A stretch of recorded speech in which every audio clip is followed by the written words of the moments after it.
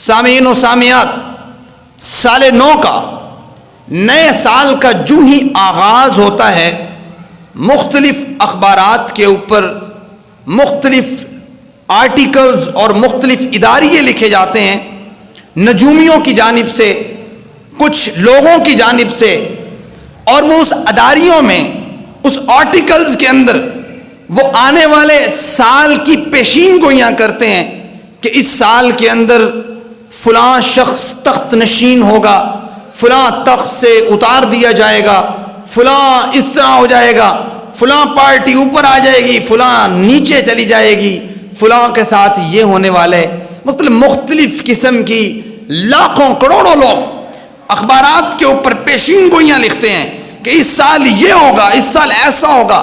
ان لاکھوں کروڑوں کے اندر سے اگر چند ایک پیشین گوئیاں سچی ثابت ہو جائیں، کسی کی بتائی ہوئی کوئی ایک پیشین گوئی، تو لوگ اسے بڑا اہم ترین شخص سمجھتے ہیں، اس کی سوچ کو، اس کی سوچ پرکھ کے انداز کو لوگ سراتے ہیں اور کہتے ہیں کہ یہ شخص بڑا ہی خوب اس بارے میں بڑی آگاہی رکھنے والا ہے، اس کی تعریف کرتے ہیں۔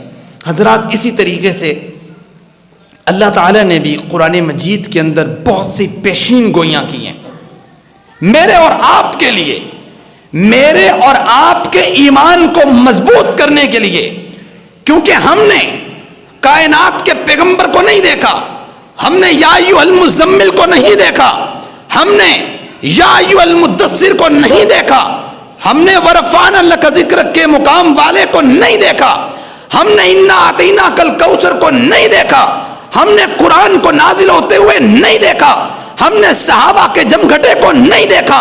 اللہ نے ہمارے لیے قرآن میں پیشین گوئیاں رکھی کہ آنے والی دنیا کے مسلمان، آنے والے قیامت تک کے مسلمان ان پیشین گوئیوں کو دیکھتے ہوئے اپنے ایمان کو مضبوط کریں گے اور ان کو اس بات پہ فخر ہوگا کہ ہمارا دین اسلام ہے، ہم مسلمان ہیں۔ مالک کائنات نے اس بات کے بارے میں تمہیدی طور پر آپ کے سامنے وہ آیات رکھنا چاہوں گا کہ اللہ تعالیٰ نے جو چیپٹر نمبر اللہ تعالیٰ نے 14 کے اندر ان آیات کو رکھا۔ اللہ تعالیٰ فرماتے ہیں سنریہم آیاتنا فی الآفاق وفی انفسہم حتی یتبین لہم انہ الحق۔ یہ الہی اردو سپارے میں حامیم سجدہ کی آخری 2 آیات ہیں۔ اللہ فرماتے ہیں سنریہم آیاتنا، بس آپ نے یہ والی آیت اپنے ذہن میں رکھنی ہے، اس کے بعد آگے چلتے ہیں۔ اللہ فرماتے ہیں سنریہم آیاتنا فی الآفاق، ان قریب ہم لوگوں کو اپنی نشانیاں دکھائیں گے۔ آفاق میں افق کی جمع ہے، کناروں کو کہتے ہیں۔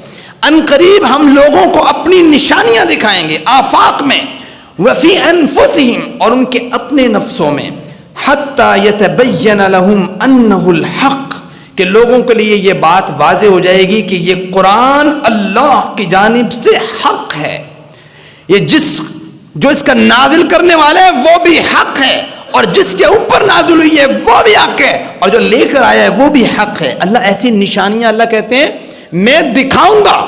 سنریہم آیاتنا فی الآفاق وفی انفسہم حتی یتبین لہم انہ الحق اولم یکف بربک انہ علی کل شیء شہید۔ کیا آپ لوگوں کے لیے یہ بات کافی نہیں ہے کہ اللہ ہر چیز پر نگہبان ہے؟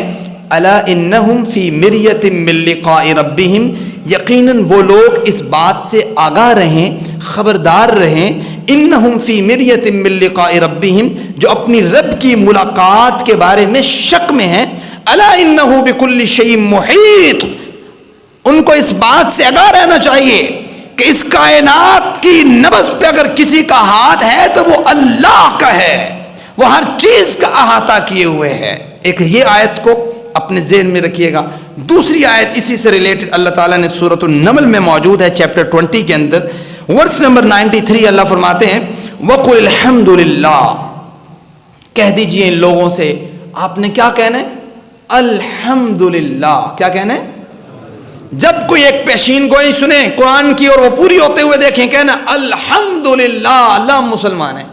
الحمدللہ، وقل، ان سے کہیے الحمدللہ، ساری تعریفیں اللہ کے لیے۔ سیریکم آیاتہ، اللہ کہتے ہیں ان قریب ہم دکھائیں گے ان کو اپنی نشانیاں۔ فتعرفونہا، یہ ان نشانیوں کو پہچان لیں گے۔ آگے فرمایا وما ربک بغافل عما تعملون، اللہ ان چیزوں سے غافل نہیں ہے جو تم کر رہے ہو۔ معلوم یہ ہوا ان آیات کے اندر اللہ تعالیٰ نے اس بات کی پیشین گوئی کی ہے کہ میں آنے والے لوگوں کو نشانیاں دکھاؤں گا جس سے وہ پہچان لیں گے کہ یہ قرآن اللہ کی جانب سے حق ہے۔